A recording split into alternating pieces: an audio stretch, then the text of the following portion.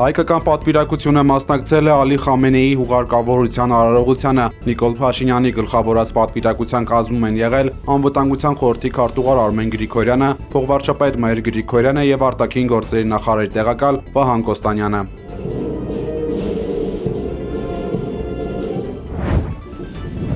Թեհրանի օդային տարածքը երկուշաբթի կփակվի Իրանի նախկին գերագույն առաջնորդ Ալի Խամենեիի հրաժեշտի արարողության ժամանակ։ Իրանցիներն այսօր արդեն սկսել են հրաժեշտ տալ Այաթոլլային։ Ասիայի, Եվրոպայի եւ Մերձավոր Արևելքի կրոնական առաջնորդներն ու պաշտոնական պատվիրակությունները ժամանում են Իրանի մայրաքաղաք, մասնակցելու մինչև հուլիսի 9 նախատեսված բազմօրյա սգո միջոցառումներին։ Իշխանությունները հսկայական հոսքերին ընդունելու համար ժամանակավոր կացարաններ են ստեղծել մզկիթներում, մարզադաշտերում եւ այգիներում։ Ըստ ժամանակացույցի հուլիսի 6-ին կցուցադրվի հանրային հուղարկավորության թափորը, հուլիսի 7-ին արարողությունները կտեղափոխվեն Ղոմ քաղաք, իսկ հուլիսի 9-ին Խամենեին կհուղարկավորեն Մոշհադի Իմամ Ռեզայի սրբավայրում։ Սպասվում է, որ սգո միջոցառումներին կմասնակցի շուրջ 100 երկրի պաշտոնական պատվիրակություն եւ կրոնական գործիչ։ Ժամանողների թվում են Պակիստանի վարչապետ Շեհբազ Շարիֆը, բարձրաստիճան ներկայացուցիչներ Ռուսաստանից, Չինաստանից, Հնդկաստանից եւ Իրաքից։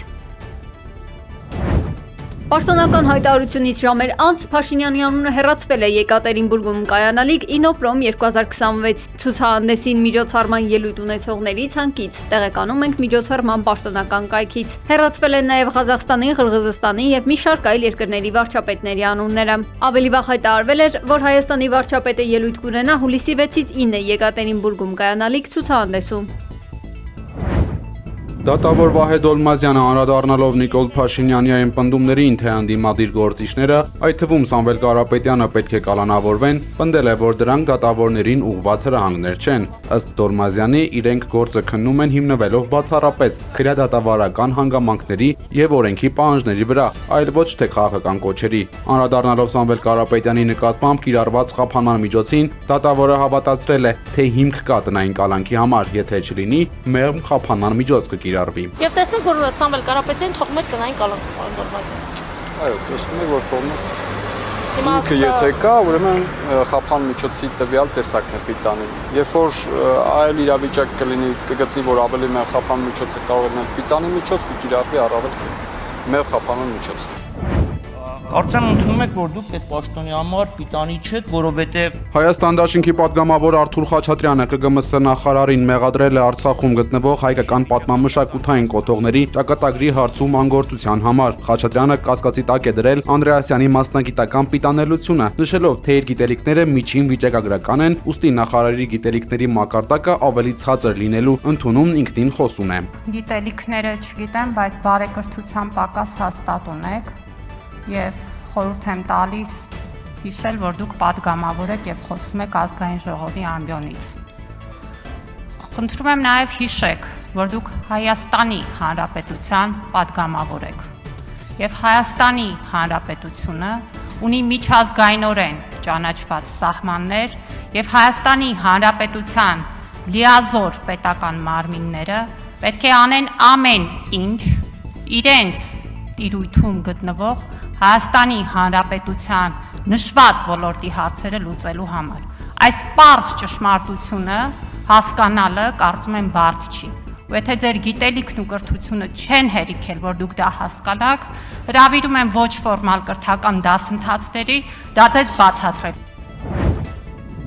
Այսուհետ Հայաստանի այն քաղաքացիները, որոնք ընտրացուցակները հրապարակելուց առաջ վերջին 2 տարվա առնվազն կեսը 1 տարին հայրենիքում չեն եղել, կզրկվեն ընտրություններին մասնակցելու իրենց սահմանադրական իրավունքից։ Ազգային ժողովը երկրորդ ընթերցմամբ եւ ամբողջությամբ ընդունել է օրենսդրական փոփոխությունների փաթեթը։ Օրինագծին կողմ է քվեարկել միայն քաղաքացիական պայմանագրի падգամավորները եւ Հայաստան դաշինքից հեռացած Գեգամ Նազարյանը։ Ընդդիմադիր Հայաստան խմբակցությունը մտադիր է օրենքի սահմանադրականությունը վիճարկել սահմանադրական դատարանում։ 2027 թվականի հունվարի 1-ից Հայաստանում կթանկանան ալկոհոլային խմիչքները, ծխախոտը եւ դրա փոխարինիչները, ինչպես նաեւ առելիքը։ Թանկացումների պատճառը ակցիզային հարկի դրույքաչափերի թանկացումն է։ Այսօր ազգային ժողովը երկրորդ եւ վերջնական ընթերցմամբ ընդունել է հարկային օրենսդրության փոփոխությունների նախագիծը։ Ազգային ժողովում հրաժեշտ են տվել խորհրդարանի արդեն նախկին ղեկավար Ալեն Սիմոնյանին եւ փոխնախագահ Հակոբ Արշակյանին։ Խորհրդարանի փոխնախագահ ազգային ժողովի նախագահի տեխնացու Ռուբեն Ռուբինյանը շնորհակալություն է հայտնել Սիմոնյանին եւ Արշակյանին իրենց կատարած աշխատանքի համար։ Ալեն Սիմոնյանն էլ վերջին անգամ ամբիոնից հայտարարել է. «Պատմություն կերտեցինք»։ Պատմություն կերտեցինք միասին եւ ես անկեղծ շատ հպարտ եմ, որ միասին աշխատել ենք, հպարտ եմ, որ այդ ծանր բաների մեջով միասին ենք անցել ու կյանքում իրար վրա որևիցե ձևով կասկած չենք ունեցել։ Նաև լավ բաների համար եմ հպարտ, որովհետև այն ճամփորդությունները, այն իրադարձությունները, այն բանակցությունները, այն միջազգային հանդիպումները, որը որ մենք ենք իրականացրել միասին, իրոք պատմական են։ Մերսի շատ, ապրեք բոլորդ։ Ալեն Սիմոնյանի ծափարություններին չի միացել քաղաքացիական պայմանագիր կուսակցության падգամավոր Հայկ Սարգսյանը, որի հարաբերությունները վերջին շրջանում լարված էին Սիմոնյանի հետ։ 5 տաղավար տոներին հաջորդող մեռելոց օրերը կրկին կդառնան ոչ աշխատանքային։ Մեռելոց օրերը հաջորդում են Սուրբ Ծննդյան, Սուրբ Հարության, Պայծառակերպության կամ Վարդաբառի, Սուրբ Աստվածածնի վերափոխման կամ Խաղողորնեքի, ինչպես նաև խաչվերածի տոներին։ Կառավարությունն այլևս չի կարողանա տոների կամ հիշատակի օրերի վերաբերյալ ոչ աշխատանքային օրեր սահմանել հաջորդող կամ նախորդող հանգստյան օրերի հաշվին։ Ընդունված փոփոխություններով հստակեցվել է նաև Հայաստանի Հանրապետության քաղաքացու օրվա նշման կարգը։ Այն կնշվի ապրիլի վերջին շաբաթ օրը, իսկ եթե մայիսի 1-ը երկուշաբթի է, ապրիլի վերջին կիրակի օրը։ Իսրայելը ծրագրել էր վերացնել իրանցի բանակցողներին, Իրանի արտգործնախարար Աբբաս Արաղչիին եւ Իրանի խորհրդարանի նախագահ Բաղեր Ղալիբաֆին, գրել է The New York Times թերթը։ ԱՄՆ վարչակազմը խուսափել է դրանից, երբ Վաշինգտոնը ապրիլին սկսել է հրադադարի բանակցություններ Թեհրանի հետ, խնդրելով իսրայելական կողմին հրաժարվել այդ ծրագրերից։ Իրանը Իսլամաբադում կայանալիք բանակցություններից առաջ ԱՄՆ-ից անվտանգության երաշխիքներ է խնդրել, վախենալով Իսրայելի գաղտնի գործողություններից։ Ըստ New York Times-ի Թեհրան վերադարձող ինքնաթիռում Իրանի անվտանգության ծառայությունները հայտնաբերել են Ղալիբաֆի ինքնաթիռին հարվածելու սպառնալիք, որից հետո կատարվել է արտակարգ վայրեջք ու պատվիրակությունը ցամաքով է վերադարձել։ Ապրիլի 12-ին միջազգային լրատվականները հաղորդել էին, որ Ղալիբաֆի ինքնաթիռը արտակարգ վայրեջք է կատարել, չնշելով պատճառը։ Բուլղարիան հաստատել է իր պատրաստակամությունը վետո դնելու Ռուսաստանի դեմ պատժամիջոցների 21-րդ փաթեթին, հայտարարել է Բուլղարիայի ղեկավար Ռումեն Ռադևը։ Դուք հարցրիք, պատրաստ եմ արդյոք վետո դնել Ռուսաստանի դեմ պատժամիջոցների 21-րդ փաթեթին։ Պատասխանում եմ, ես ոչ միայն պատրաստ եմ, այլև կանեմ դա։ Պարզ ու հստակ, ես կդիմեմ այդ քայլին, պաշտպանելով մեր ազգային շահերը, ասել է նա։ Պյատիգորսկի երկաթուղային կայարանում սպասվող ահաբեկչական հարձակում է կանխել Ռուսաստանի անվտանգության ծառայությունը։ Ձերբակալվել է Կենտրոնական Ասիայի քաղաքացի, որը կապ ունի արգելված կազմակերպության հետ։ Տղամարդը պլանավորում էր պայթյուն իրականացնել կայարանում, օգտագործելով ինքնաշեն հրկիզող սարք, հետևելով Սիրիայում գտնվող իր օգնականի հրամանին։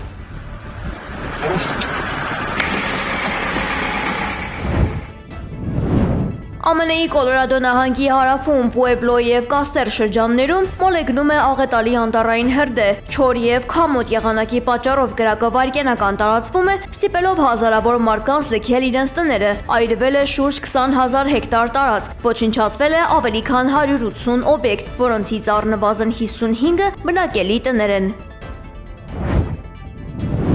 Ամերիկացի հայտնի հեռուստահաղորդավար Թաքեր Կարլսոնը ծրագրում է ստեղծել սեփական քաղաքական կուսակցությունը։ Ըստ Քարլսոնի ԱՄՆ-ի հանրապետական եւ դեմոկրատական կուսակցությունները լիովին միակամ են արտաքին քաղաքականության հարցերում, այդ թվում Մերձավոր Արևելքում պատերազմին աջակցելու գործում։ Անհրաժեշտ է երրորդ կուսակցություն, ես պատրաստվում եմ օգնել դրա ստեղծմանը, նշել է նա։ Քարլսոնը շեշտել է, որ պետության համար իսկապես կարևոր են պատերազմի եւ ֆինանսական հարցերը, քանի որ այս հիմնարար թեմաներում հանրապետականներն ու դեմոկրատները միշտ համակարծիք են, լրագրողի համոզմամբ ԱՄՆ-ում այժմ գործում է միակուսակցական համակարգ, այլ ոչ թե ժողովրդավարություն։